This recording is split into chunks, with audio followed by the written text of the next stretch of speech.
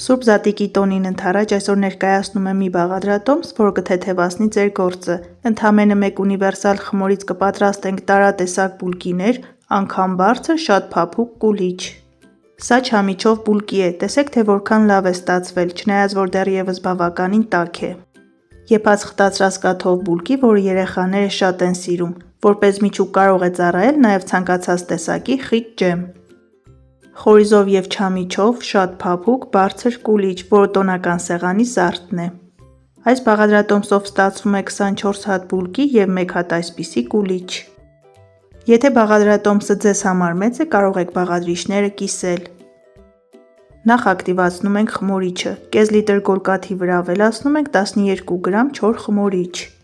Կաթը պետք է լինի 38 աստիճանից ոչ բարձր, այլապես խմորիչը չի ակտիվանա, սա նրբություն է, որին պետք է ուշադրություն դարձնել։ Ավելացնում ենք 4 ճաշի գթալ շաքարավազ և նույնչափ ալյուր։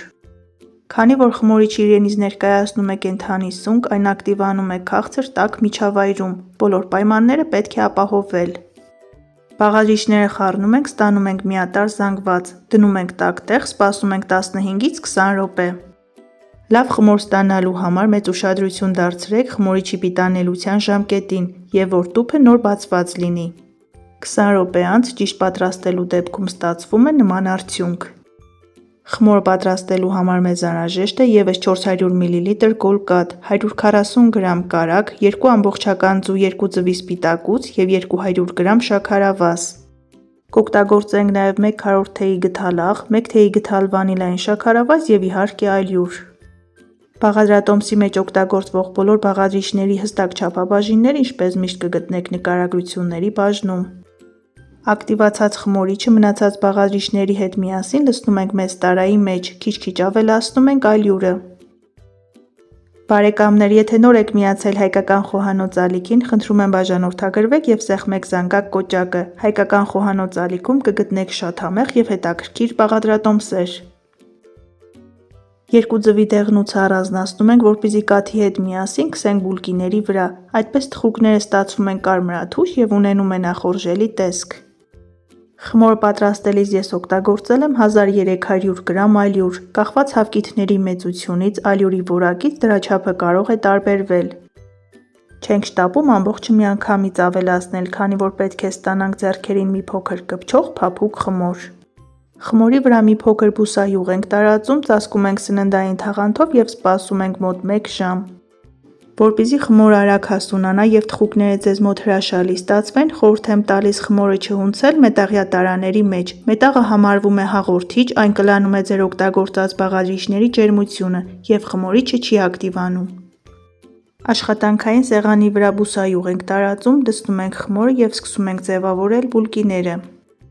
Տեսեք ինչ շնչող, կենդանի խմոր է ստացվել։ Եթե դուք էլ հետևեք բոլոր խորհուրդներին, բաղադրիչները վերցնեք ճիշտ չափաբաժնով, ձեզ մոտ էլ անպայման կստացվի։ Խմորը ես բաժանում եմ 3 մասի, 2 մասը գնդում եմ, իսկ մյուս մասով ձևավորում եմ չամիչով և առանց չամիչ բուլկիներ։ Շատ հաճելի է աշխատել այս խմորի հետ, ձեռքերը մի փոքր բուսայուղ ենք անում և այն ձեռքերից չի կպչում։ Տապակի վրա փռում ենք յուղաթուղթ, ձևավորում ենք առանց չամիչ բուլկիները և դնում ենք յուղաթղթի վրա, թողնում ենք հասունանա մոտ 30 րոպե։ Լվանում ենք չամիչը, վրան ավելացնում ենք ալյուր, թափահարում ենք, որպեսզի բոլոր հատիկները ալրապատվեն, այնուհետև ավելացնում ենք խմորի վրա և հունցում ենք։ 1-2 րոպե հունցելուց հետո ձևավորում ենք չամիչով բուլկիները։ Այսպես ստացվում է 3 տեսակ թխուկ՝ չամիչով, առանց չամիչ և եփած խտացրած կաթով։ Եփած խտացրած կաթի փոխարեն կարելի է վերցնել նուտելլա, խիտ ջեմ կամ շոկոլադ, տարբերակները բազմազան են։ Նախքան թխելը սպասում ենք մոտ 30 րոպե, որպեսզի գնդերը 2 անգամ մեծանան։ Իսկ հիմա պատրաստենք միջուկով բուլկիները։ Գունդը բաժանում ենք 12 հավասար մասի, կրկին գնդում ենք, սպասում ենք մոտ 10 րոպե, այնուհետև ձևավորում ենք թխուկները։ Հասած խմորը գրտնակում ենք, ծայրին դնում ենք 1 ճաշի գթալ եփած խտացրած կաթ։ Գեղեցիկ ձևով փաթաթում ենք և կարը դեպի ներքև դնում ենք ջեռոցի տապակի մեջ, հեշտ և պարզ տարբերակ։ Թանկագիններս, այս բաղադրատոմսով բուլկիներ և կուլիչ պատրաստելուց հետո խնդրում եմ մեկնաբանությունների բաժնում կիսվեք ձեր կարծիքներով, թե ձեզ մոտ ինչպես է ստացվել։ Դեղնուցների վրա լցնում ենք կաթը, խառնում ենք և տարածում ենք բուլկիների վրա։